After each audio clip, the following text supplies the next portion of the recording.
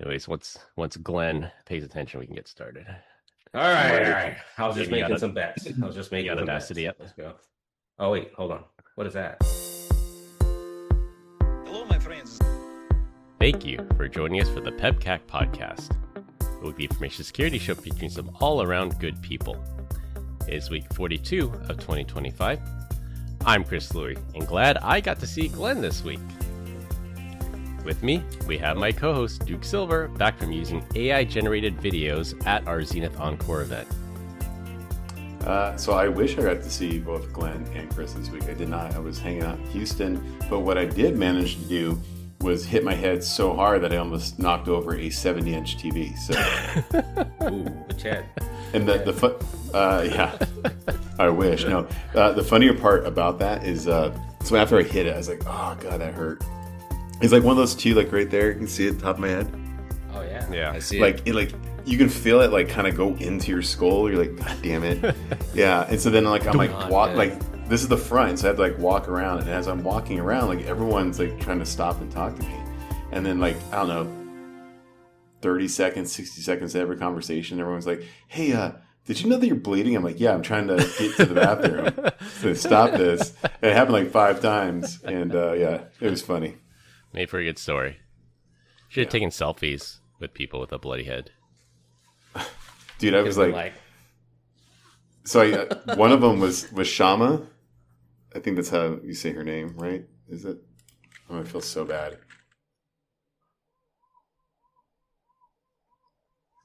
Yes, Shama. Just making sure. And she's like, she saw it. She's like, oh, like, let me get you a Band-Aid. I was like, all right. So I come back like after I cleaned it up, and she's like, here, let me put it on. I'm like, no, like you're not putting the Band-Aid on me. Like, I'll do it. So I take the Band-Aid, go to the bathroom, and I'm like, and then the bathroom's like too dark, so I can't see anything. So I come back. I was like, I need help. She's like, yeah, no problem. I'm like, how the hell are you not grossed out by this? This is like so weird. She's like, I went into the medical field. I was planning on like being a doctor or something. I was like, oh, okay, that makes sense. She wanted to rub the lucky Buddha. She wanted the good luck. Yeah. Yep. Better people out there than myself. So. And we have Glenn Medina, who's back from giving his TED Talk yesterday. Fun times, guys. Good to be back on the pod again. Or was I out last week? I can't remember. I think you were here. It was part of the week. You were here last week. I think you showed up midway. No, you were here the whole time. It was the guest that I had to splice in midway. Okay, yeah. Well, good to be back. 2 in a row. It's a Christmas miracle, as It is. Brian likes to say. It is. It's the most you've seen me in a while. It's true. Our guest this week is the returning Jamie Harris. Jamie. Hey guys. Jamie. I tried to get Jamie on the show a few times, but every time he just kept getting sick. So we're glad you're feeling better, and welcome back to the show. Thanks. Maybe he's just allergic to you, Chris. It could be peer pressure. You know what it is? When you go to Vegas with 3,000 of your closest friends, you just never know what you're going to come home with.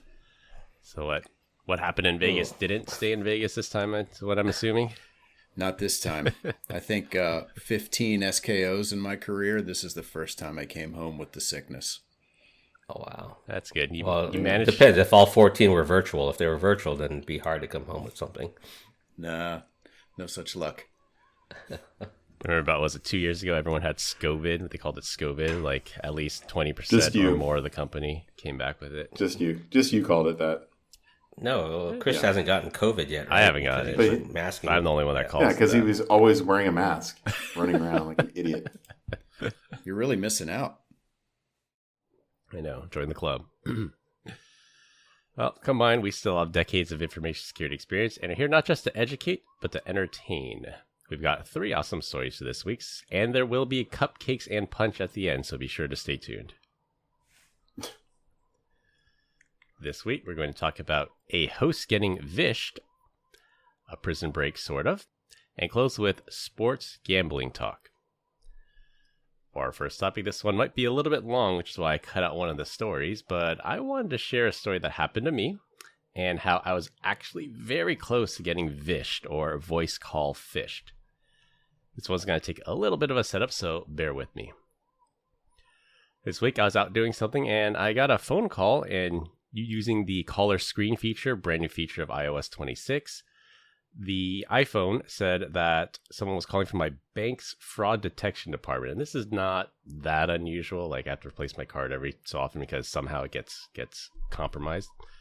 I picked up. They said someone tried to use my credit card with Apple Pay at a Best Buy and an Apple store in Houston, Texas. And they asked if it was me, all the usual questions. I said, no, that's not me. I've gotten these calls before, so I'm familiar with the process here.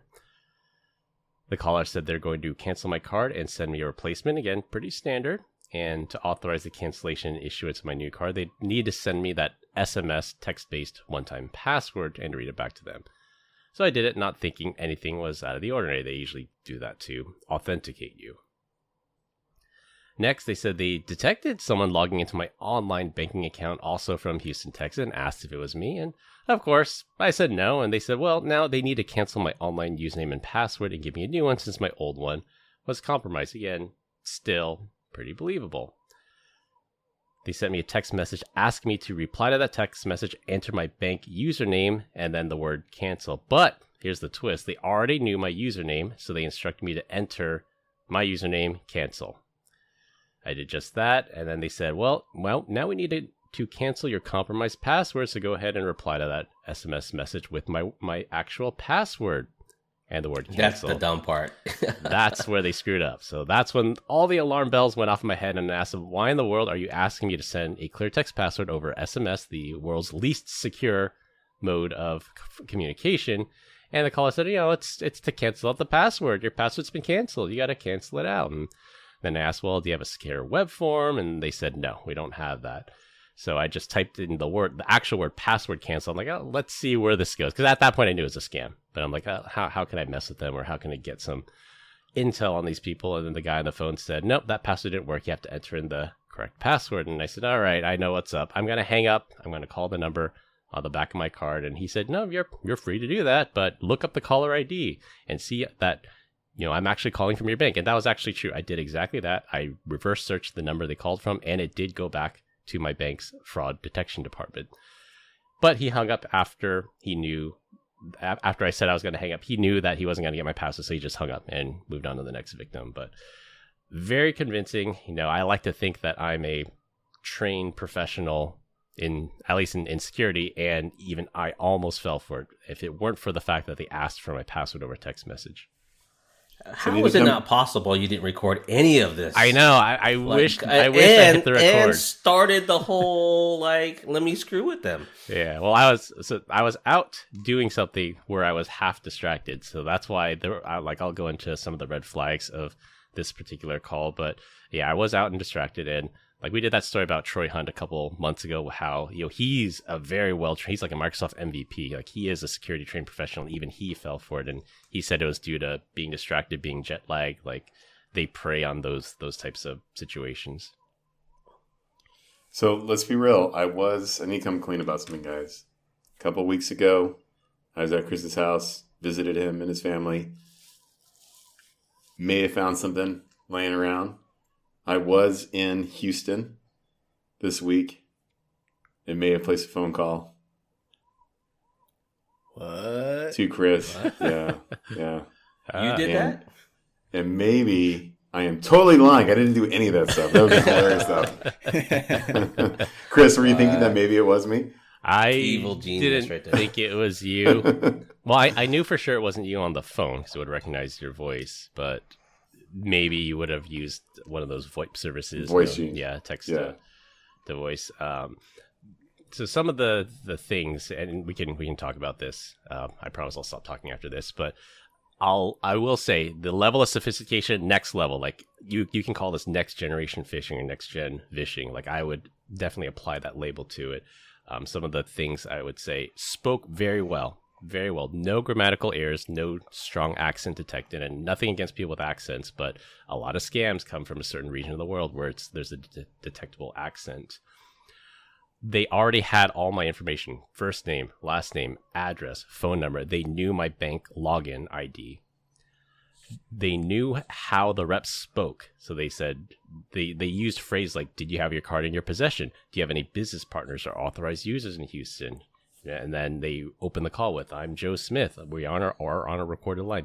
These are things these are things that my bank will actually say when they call.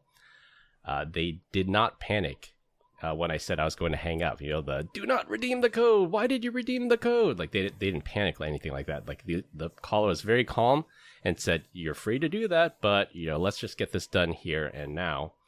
And then last one, they instilled just enough urgency to push an action, but not enough to throw up any giant red flags until that point where they asked for my password over SMS. What do you think their success rate is with this? If they do 50 of these a day, how many do you think they actually get the bank credentials? Probably 0.01%. You just need one, right? I mean, I would say it's pretty high. Of 50 people, like 40 people would fall for this. Like, wow. I mean, again, I don't want to toot my own horn, but I would consider myself like the top 1% of security awareness, and I almost fell for it. I'd be surprised if it wasn't 49 out of 50 people that would fall for this. Wow. And your first red flag was the SMS clear text password, right? That was the biggest red flag. And then when I thought about it, I guess you call like post-mortem, I said, okay, yeah, there were actually some other red flags that I missed. And again, I'll attribute it to me being distracted at the time, where in my head, I'm like, that's a little odd. But again, I've been through this before. The person knew my name, knew my address, knew my phone number, knew my bank username. This is all stuff that my bank would actually know. And so I did make the mistake of saying that proof of knowledge was a substitution for authenticating the caller. And that's where I saw some red flags, but I didn't think too much of it until all those red flags started adding up and like, okay, this is a scam.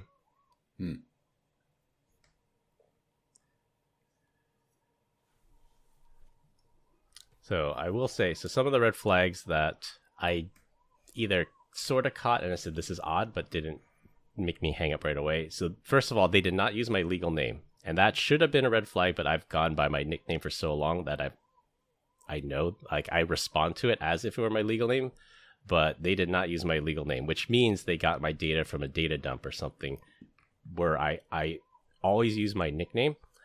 But for legal documents like bank accounts, they would have my full legal name, and they did not have my full legal name. So that should have been a red flag. His full legal name is Jarvis Leonard. Now it's out there, Brian. Thanks a lot. The third. You forgot the third, Brian. Yeah. Yeah. They mentioned a service fee to expedite a card because they're like, oh, yeah, we'll get that replacement card out to you 5 to 10 business days. But since, it's really inconvenient for you, I'm going to rush it to you with expedited shipping, and I'm going to waive the service fee for this expedited shipping. And having gone through this process a number of times, like, your bank should never charge you a fee to expedite your replacement card because you were a victim of a fraud. So that should have been a red flag. But again, it's a little odd, but not reason enough for me to hang up at that time. It would have been hilarious if you said, can you give me your credit card number so I can charge this fee too? Yeah. Yeah, exactly. And then another sort of odd thing was they said the person that tried to go to Best Buy and into the Apple store to use it, they said they tried to use it on Apple Pay on iPhone 14 Pro. So again, the setup, their pretense was very strong. But I also know that you cannot enroll a credit card into Apple Pay without some form of secondary factor authentication. So if you've ever tried to add your credit card to Apple Pay, they always send you an SMS, or they make you log into your bank account, or they send you a notification through the app and you have to approve it. And I never got that. So again, it was like one of those things like, well, maybe they compromised me. Maybe there's a 2FA bypass that I don't know about. Like, again, I was trying to sort of rationalize that in my head. But again, that probably should have been a red flag. You know what it is? It's all the Taco Bell clouded your judgment. I think so. Brain fog. I think so. Yeah. The old Taco Bell defense. Too much sodium. That fire sauce is what does it. It's the Diablo. Diablo. Yeah. Anyone who's listened to the show long enough knows that I'm a big fan of that Diablo sauce. Dude, it's vinegar. That's all I had. I actually had Taco Bell the other day, and I grabbed it. I'm like, Chris likes this one. No, hot's where it's at. The Diablo's is vinegar. I'm like, it doesn't even taste good. Oh, it's delicious. I love the spice. You give me dinner ideas for tonight. Yeah. I had 4 soft tacos in your face. You can actually cheat. You can actually eat cheap Taco at Taco Bell. Yeah, if you stick to the old 59, 79, 99-cent menu. But if you like venture burrito. off, yeah, you're like, you want a grilled burrito chalupa thing? It's just like $18.99. Like, get the hell out of here, man. This is supposed to be fast food. Speaking of which, I'm starving. Let's go. Let's go. Commercial break. Yeah. Taco Bell. Just kidding. Although it would have made me feel better. It would have been more hilarious if Brian was actually the one that tried to voice fish me. But this apparently is a group out there. And when I called the bank, because of course I called the real number on the back of my card, reported everything. They took every precaution necessary: new username, new password, new account numbers. They weren't messing around at all. They checked all my accounts. Nothing was added. Nothing was dispersed. Nothing to raise any red flags. But I think the way the scam works is they got the OTP. And I think the OTP is good for either 5 minutes or 15 minutes. And I don't know how they did it because they don't have my password. So they might have done like a password reset because they knew my username and my phone number. And then once I sent them the username and the password, that OTP I gave them 5 minutes earlier would still be valid. Then they'd be able to log into my account and do all kinds of bad stuff in there, change the password. You should have messed with them really well. Like, well, hold on. Was my password cancel or cancel now? Yeah, waste their time. Exactly. And again, like I said, if I wasn't out and about, like doing something important and I was at home at my desk, number one, I probably wouldn't have fallen for it. Number two, would have recorded it. And number three, would have seen how far I could take this in messing with them. So what you're saying is during business hours, you were not at home working. You were out screwing around. That's just mean. Wasn't screwing around. Actually, I had a PTO day that day. Yeah. Yeah, but I would say likely. So there's lessons learned, the TLDR of what I learned from it, what I hope our audience learns from it. You do have to be 100% focused when it comes to banking or anything sensitive, anything that has to do with your password, like your corporate accounts or your banking. 100% focused. If it doesn't feel right, it's probably not. We preach this all the time, but even I fell for it to a certain extent.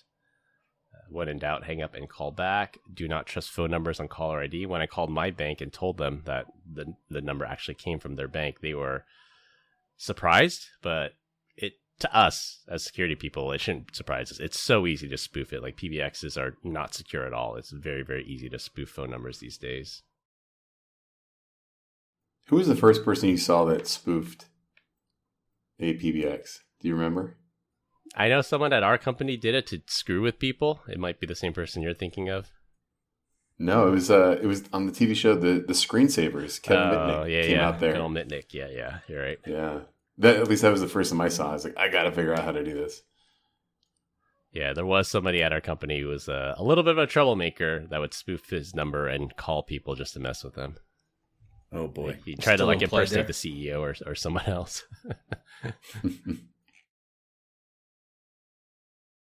Another thing, I don't know if this works, but it's worth a try. Like if someone calls you and says, I need you to read back the code, like give them a wrong code and see if it works. Because if they are the actual company, they would know what the code is and they'll say, no, that wasn't correct. Give me the real one. But I think if it's a scammer, they might not know at that point if it's real or not until they get your password.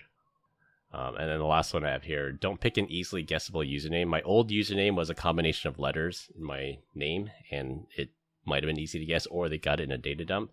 So my new username is impossible to guess. Chris the Stud Louie. That's easy to guess. Glenn is wonderful. No one would ever think that I would say that. So, yeah. This is nerdy, but I think about it in terms of zero trust. Like an incoming phone call, I automatically don't trust it. I want to outbound call that number myself. Yeah. And so if you think about it in terms of what we preach every day, you can almost just not trust an incoming call no matter who it's from. Yeah, exactly. TNO security, trust no one. And that's part of, like, you're correct in this whole zero trust model and how the scattered lapsus, shiny hunter kids, whatever they're calling themselves nowadays, and their social engineering people, like, support teams are now trained to not get socially engineered by hanging up the phone, calling back on a known good number. They don't believe who they say they are. Don't believe the phone number that shows up on the caller ID. Hang up, call them back on a known good number. Like, that should be step one. Yep. It's just like this text message I keep getting. There's a job waiting for me with PayPal or some other company. And it's like, wow, that's pretty cool. They want to pay me $800 a week. It's easy money, But, Glenn. okay. Yeah, You easy wanna money. do it? So I just got to respond back. So Taco Bell money, buddy. yeah, that's it. That's it. Part-time money. $800 a week worth of Taco Bell. That's right. Yeah, but I thought Do you think Grace would have been caught with that as well? I can't say for certain because to her credit, since she's married to the top 1% security professional, her antenna are definitely a lot better at the BS meter detection is significantly better, and she always verifies things with me. Like, I got this message, I think it's a scam. Take a look at it, and like, yep, 100% you identified a scam. Now, if it was like my parents, that's a different question. And I guess part of your defense as well is to use a password manager. Like, my banking password is absurdly long.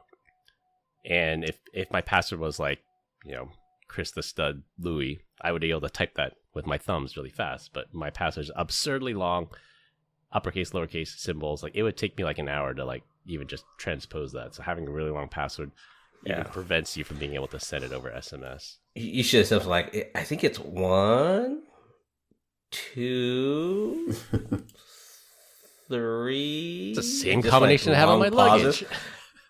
And then just have it go for 5 minutes until the OTP expires. Yeah. Read out all the letters in the alphabet and see what they say. Yeah. Let's call the number and see if we can get them on the phone right now. Yeah. Well, the number they called from was No, my it's bank's not. actual number.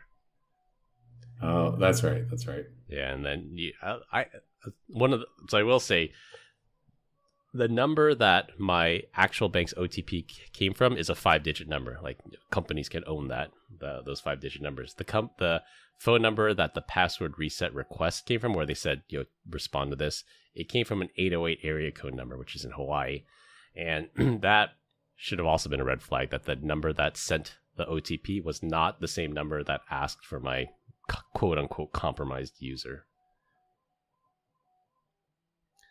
So it was very likely a Telegram bot that was just, spamming these things out. Because the second that I typed in password, the actual word password cancel, my bank later confirmed somebody tried to log in at that exact moment. So it was like either a script or a Telegram bot that was trying to log into my account in real time. And that's also how they immediately knew that was the wrong password. So, lesson learned from me. Crazy Chris times. almost again. gets fooled. I know. Yeah. I know. That was, and I guess Victor said it best. He's like, dude, that's an honor. You got spearfished. Like that's an honor that you can hang that on your mantle. So somebody tried to successfully spearfish you, because like a lot of those Telegram bots is just like, dear user, somebody ordered an iPhone in your name. To cancel, press 1. Like that type of spray and pray phishing. But again, like this individual that called me already knew my name, my phone number. They had all my info. This was very targeted. They knew that I banked with this particular bank. They knew I had a credit card with this particular bank, and they did their research. It's Russian hackers, man. They're listening to the pod. Yeah, that and they knew the exact phrases that my bank uses, because when I called the fraud department, they said, yeah, our reps are trained to say exactly that. Like someone's been studying them, or someone leaked their SOPs or their playbooks. It happens. All right. Yeah. Anyways, enough about this. When in doubt, hang up. That's the best advice I can give you. All right, for our second topic, a prisoner in Romania allegedly hacked into kiosks used by their prison system. He found a flaw in the software that allowed him to access the entire prison back-end software system. So through this little kiosk, I don't know if it's like enter your name or enter your diet information or whatever, but he found a flaw in it and got into the entire back end. So naturally, the first thing he did was remove the block for adult content for his friends so that they can now freely access this content in prison. So that was the first obvious choice to do. I guess he logged into, the Blue Coats and removed the URL filtering block for them. Next, he adjusted the commissary amounts for himself and his buddies so they could spend as much as they want in the prison store.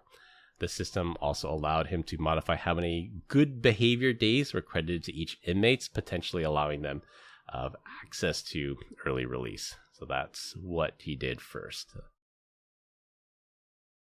It's just odd that the first thing he did was remove the adult block content instead of like doing the money first. His priorities.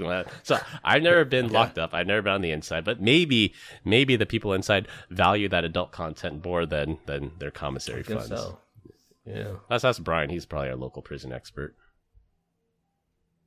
Why am I a local prison expert? I'll just say, of the four of us, he looks like the prison expert of the group. You've been to prison. I have not. Couple of overnighters, no biggie. Whatever.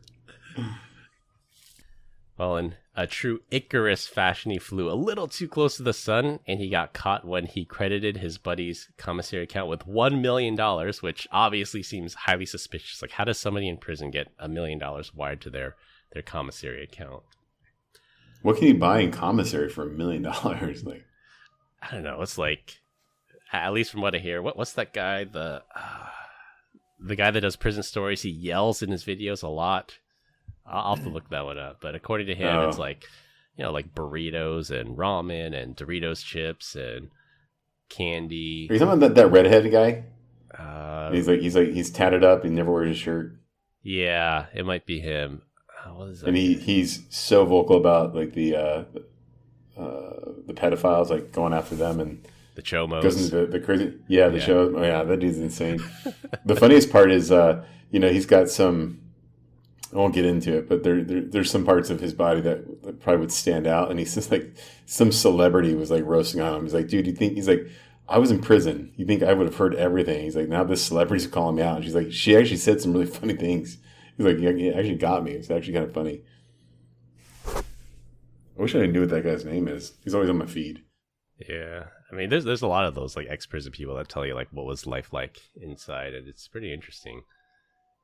But yeah, I think that's what they would say. Like, there's certain things that are highly valued inside prison, and even like to buy a pair of headphones. Like I remember FPS Russia. If you knew who he was, he did like 2 months in prison for some what I consider trumped up charges. But he was recounting his experience, and he said he had to spend $40 on this pair of wired headphones, and that was the only way he could watch TV because the TVs don't have speakers. They have these like wireless radios. So you had to buy like a radio, you had to buy headphones. That's the only way you could watch TV. So there's things like that you might consider luxuries or even necessities inside that you got to buy. Maybe he gets like a yacht, like a prison yacht. That'd be pretty nice. Yeah.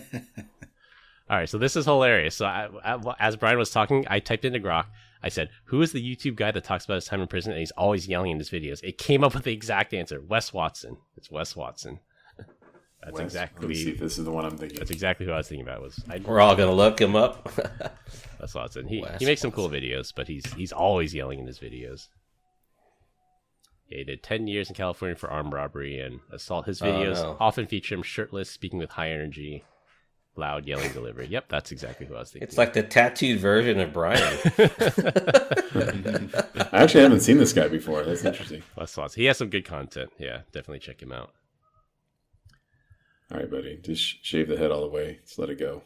Yeah, and the funny thing, so going back to this Romanian guy, so the funny thing, this hacker inmate, he was serving a 10-year sentence. I can't remember what his crime was, but he was 10 years. And he had like 6 months. We did like 9 years and 6 months. He had 6 months until he was going to be released. But he got caught, so you better believe he's going to be locked up for a long time now. I bet he regrets that. See, I don't know. I think this probably relates to our next story, what I told you earlier, what we were going to talk about, of how people are seemingly living the good life, and then they risk it all for something dumb, and then they get caught, and then that leads to their downfall. Like, this guy did it for the thrill of it. He did it. He didn't do it for the money. He didn't do it for the fame or the glory. He did it because he's addicted to it. To what? To hacking. What's he addicted to? Hacking. Oh. You don't know that. You don't know the backstory on why he did it, technically. But I mean, like, logically, though, you've completed 95% of your prison term, 6 months you're a free man, and then you go and do something stupid, and they're gonna lock you up for another 5 years or whatever. Prison break, man. No, it's I equate to like Shawshank Redemption. Remember Red after he gets released? Like, Yeah. I don't know what to do with my life. I'm outside now. All I've known is prison life. So maybe it's something like that. Could be. I want to know how whatever system he was connected to was also connected to the commissary finance and the blue coats and all that other stuff. The back end systems, yeah. I don't understand how sometimes. Did you say the blue coats? I did, because that's what he said. That's what I said. I said he went into the blue coats and removed the adult content filter. No, you didn't. He did. I don't know. I don't want to slander blue coat. I don't know if they were using blue coat, but that's just an example of a URL filter that they might use in Romania. How do you know it wasn't like what's the other ones that are out there? iBoss like, or Umbrella, WebRoot, Squid, who knows? Sophos, yeah. maybe Squid. Yeah, Squid actually makes more sense. Squid. It was a Raspberry Pi running Squid Or hanging OpenDNS from a shelf. Yeah.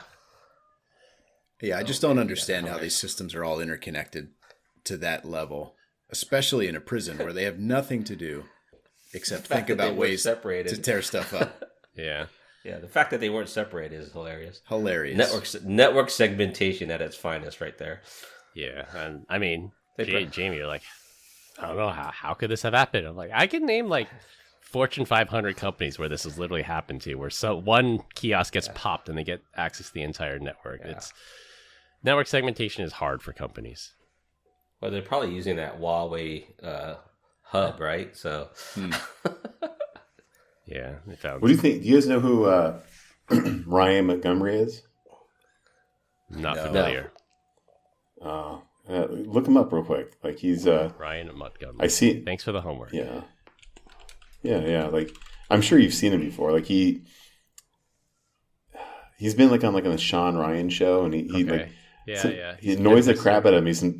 Like he trivializes it a little too much, like how easy it is to like do things. You know what I mean? Or maybe it's just really easy for him. But I'm just like, I don't know, man. Like this, I can't tell if he's real or not. I think he's got his own business, right? Yeah, pentester.com. Please feel free to sponsor the show, Ryan.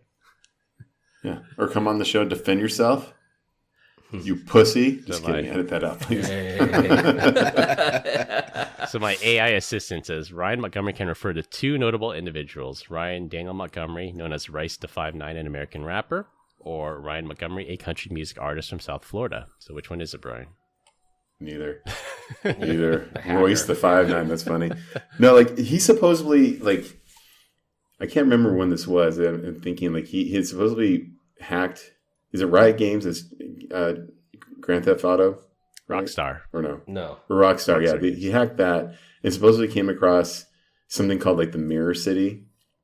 And he said that they were like weaponizing like artificial intelligence. Like it was like it's such a real environment that you can't distinguish it from reality. And they were using data collected from everyone, like facial recognition and voices to replay stuff in this city. Have you guys heard of that or no?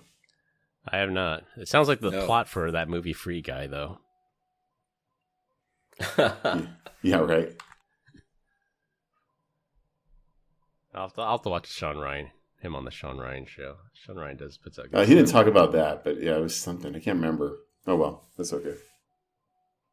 All right. Ryan Montgomery started hacking at 13 and made $30,000 a day with affiliate marketing. Now he uses his skills to help catch online predators and raise awareness about cybersecurity. So I can be on board with that. I don't like online predators, and I like raising awareness for cybersecurity. Dude, I just saw a video of some guy that was like, he's like, I've been doing cybersecurity for 30 years, and I turned on every parental control in Roblox. And he's like, the amount of like sexual perversion that was on that app, like even with all the filters, was still there. He's like, it's horrible. Like something needs to be done. I think It wasn't Montgomery. It was somebody else. I think Florida's Attorney General just brought a lawsuit against Roblox for exactly that. And my kids are of the age, my older one is of the age where all her peers are on there and playing it, and we're holding off as much as possible for that one, for that exact reason, that there are a lot of dangerous people out there preying on young people. And I know you can turn on every parental control possible, but yeah, I mean, even like there's one video I watch, and again, unverified, but it's on the internet, so it must be true, that even like the games kids get targeted with, like, because Roblox is a platform. It's like Steam. I can play Half-Life. I can play this game. I can play Dave the Diver. So Roblox will like pitch you games that you should download, and companies can sponsor that, and they're like paid ads to bring them to the top of the search results. And some of these games, like they set their kids' age at like, call it 9 years old, and they're like getting marketed these really inappropriate games. So even with full parental controls, turning off online chat, like they're still getting targeted with really inappropriate games. Scary. Yeah, I think I remember seeing some of that stuff. It's crazy. I'm all for a free and open internet, but for crying out loud, like give us some ways to protect our children. Yeah. 18 and up, the world's your oyster. 17 and below, like we got to wrap some controls around that for sure. What about you, Jamie? You big on Roblox? No, I'm not really a gamer, but I am constantly amazed at the crazy stuff that goes on in the gaming underworld. Yeah, there's good stuff and there's bad stuff. So we did a story maybe it was last year or 2 years ago, where I think it was in Counter-Strike. There's a custom Counter-Strike map where you go into this building, you go into the basement, and people were posting like information about the Ukraine-Russia war, because Russia obviously, blocks Wikipedia and news and all that. So people inside Russia can log into this Counter-Strike server or this map, go into the basement, and you can read like news articles about all the atrocities that are happening in Ukraine. So it's like, all right, that's a good use of the video game technology to block, circumvent censorship. But then you also have these stories of people using like PS Live or Xbox Live to like conduct drug deals or order murder for hire. It's a double-edged sword there. That's very creative of them. Yeah. Yeah, there's a game, a TV series called Occupied.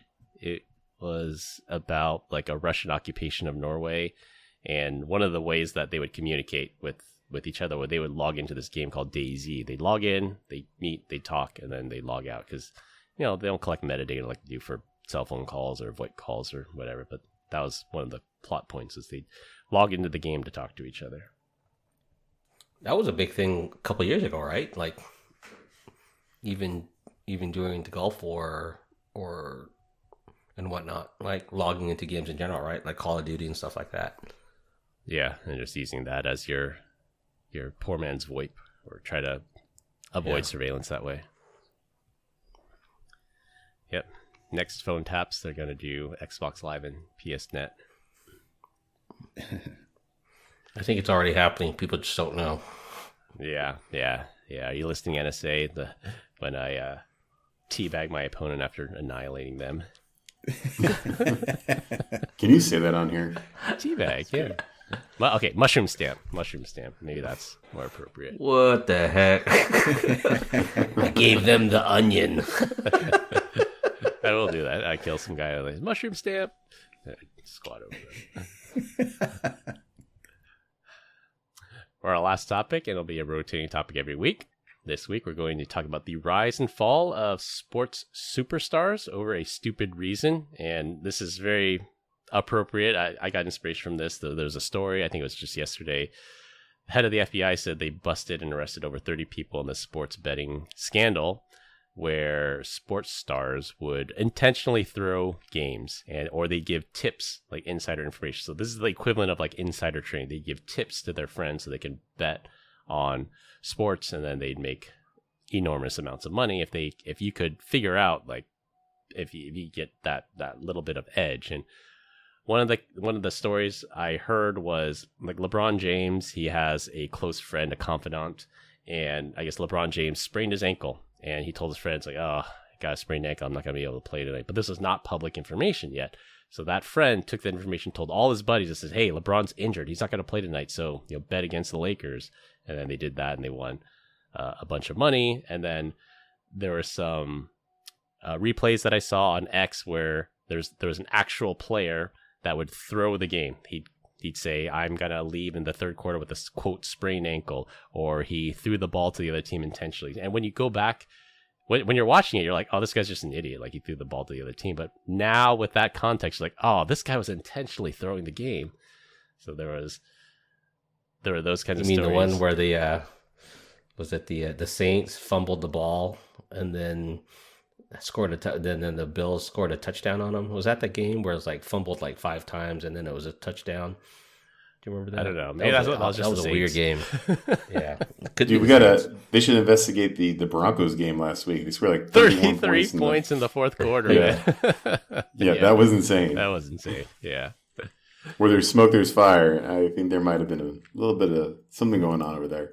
Yeah. So that's all to say that these sports stars and the coach, I think is the coach of the Portland Trailblazers, like they make millions, tens of millions, even sometimes they have hundreds of $1 million in these contracts. But to just throw it all away, go to jail for, I don't know, how much can you make sports betting without raising red flags? Maybe $1 million, maybe $50,000. Like, I don't think it's worth it. So I want to see, do you have any stories of people that were like flying high and then lost it all over a stupid reason?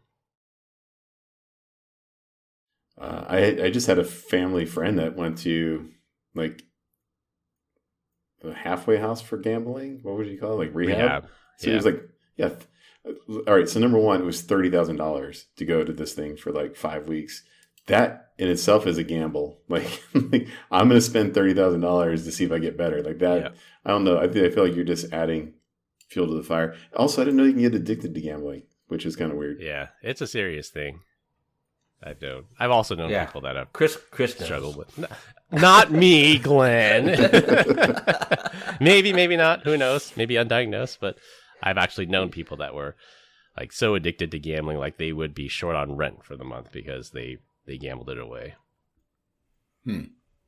I've got some friends who are very, very into sports betting, but I wouldn't say that they're to that level. They never miss payments on their car. They're never hurting for cash, but they're always trying to place a bet on something. Yeah. And it gets a little old, actually, when they're just in your face the whole time. But I don't know if that's part of an addictive personality or it's just they love sports betting so much they can't stop. Yeah. I get upset if I lose $20 now. So yeah. It is a addiction.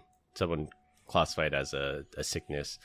And part of it is like I gotta win it back. Like just a few more bets and I'll win it back. Like I've seen videos on X, like some guy like pawned his car. He sold his car for like $5,000. He's like, okay, I'm gonna put this $5,000 on a parlay bet, and if this pays off, I'm gonna be $20,000. I'll buy my car back. And like when it gets to that level, it's like, I think you got a problem.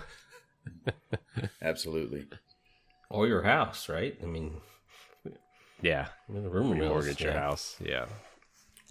Yeah, that's when it gets kind of interesting that when you go to like Reno or Vegas, not so much. I saw this a lot more in Reno where they said, we'll give you car title loans. Like, well, what on earth would you need a car title loan in a city that centers itself on gambling? Well, remember before that it was payday loans. Yeah. Right? Yeah, and then still have that. I think they said, or at least, I think in Arizona it's illegal. So then changed from payday loans to auto title loans. Yeah. I'm like, what are the chances that someone who has no money has a paid off car? Yeah. I don't know, man. But apparently it's out there. Yeah. Yeah. And then I remember, so on the topic of people that seem to have it all and then lost it over a stupid reason, friend of the show, I would say, told me about a coworker he had, not at our company, but a different company, where they would like fudge their expense reports. Like they would say that they took a customer out, but it was just them and their family. I mean, like it's not like you took your wife out and it's 2 people and the bill was reasonable. Like this guy took out his entire extended family and said this was a customer event and expensed it. That's bad. Yeah, that's bad. And then, that conversation did not go well when they're like, well, who was there? Oh, this person said, oh, this other rep was there as well. And then the expense people called the other rep and it's like, hey, were you with so-and-so at this dinner? He's like, no, I was like 5 states over. I was not there. And they're like, okay, let's dig into this a little bit. And then of course he gets fired. Like you risk your 6-figure good paying job over how much could a dinner cost? $1,000? It's like, why? Because it's an addiction. Yeah. I mean, I think ultimately that's what it is. Unfortunately, that's probably what it comes down to. It's one of those, like, because I can, or I want to see what I can get away with. It must be. The upside just isn't that big. Like the stars that you were talking about at the beginning of this story, I think I heard that the total take was around $7 million. Yeah. But to your point, they're making tens of millions of dollars in salary. Yeah. Why'd you risk that? And I mean, purely objectively from a risk reward standpoint, it's not worth it. But there's something, some kind of justification, some kind of rationalization that says, yeah, I got to do it, or this is worth it. They did say the mob was involved, so there could be another factor there, like they have dirt on somebody. The mob is so real? I thought the mob was like, yeah, wow. Yeah, the Italian mob. I think, that had to do with the sports betting. That had to do with the underground poker games that were rigged as well.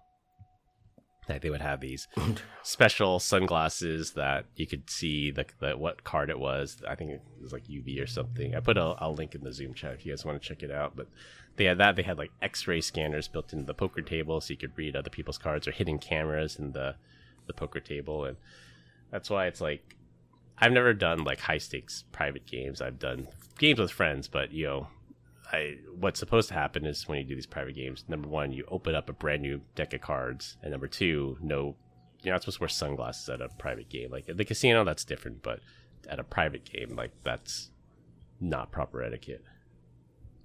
Scary.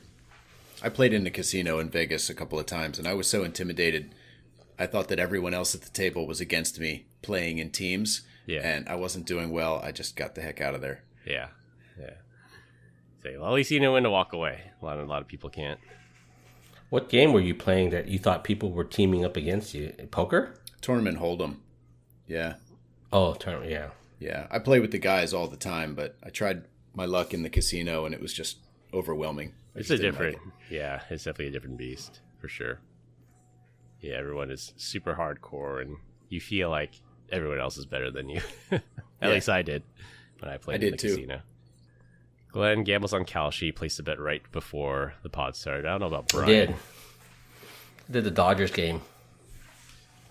So I, my history of gambling was like, I forget, it was 2001.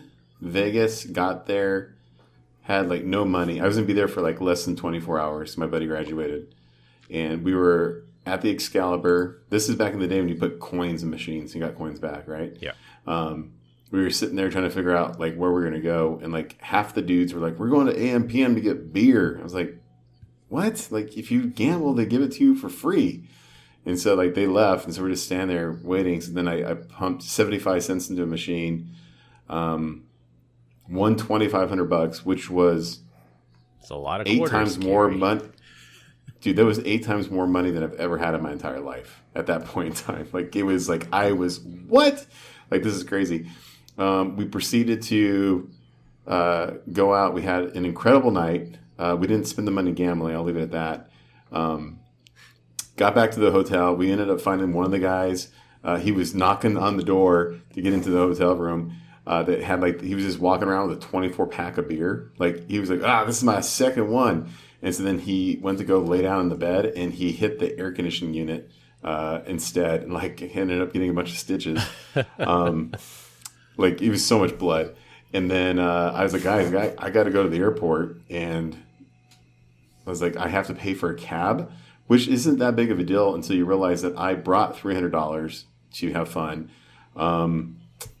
I was now negative $2,800 in the hole. Oh gosh! Yeah, you didn't lose in gambling. Yeah, is that correct? Yeah. So I came back with less money than I had. I still had to get a cab, and then the next day was Mother's Day, and I was like so like hungover, just like sitting on the couch, like why am I here right now? So it's never been back. That was when I had spent more money than I had ever had in my entire life in less than 24 hours, I was like, all right, this is ridiculous. I'm dumb. Yeah. That's the last time I gambled. Yeah. I'd say that's a valuable lesson. At least you learned a lesson there. All right. Well, we continue to get great comments about our dad joke of the week. Dad joke of the week. This week, our guest Jaime is up. Thank you, Chris. So I was going to tell you guys a UDP joke, but I figured you might not get it. Heard it before, loser. No guarantee of delivery. Exactly. Yeah. Wah. All right, to wrap things up, phishing attacks have gotten more sophisticated, so be vigilant out there. A Romanian prisoner is going to be spending more time in jail just when he was about to get released. And don't rig online betting. That's all we have for this week. We hope you enjoyed this week's episode. Find us all on LinkedIn. Links will be in the description. Follow us on Instagram at PEBCAK Podcast. Thank you to our listeners and subscribers. Rate us 5 stars on iTunes Store and Spotify. And left us a review. We appreciate you all spreading the word to help grow the show. The best way to find us is to search for the PEBCAK Podcast on your favorite podcast listening app. My co-host Brian Deach and Glenn Medina, and our guest Jamie Harris. I'm Chris Louie. Thanks for listening. We'll see you all next weekend. As always, have a nice day. Bye, Felicia. Have a nice day.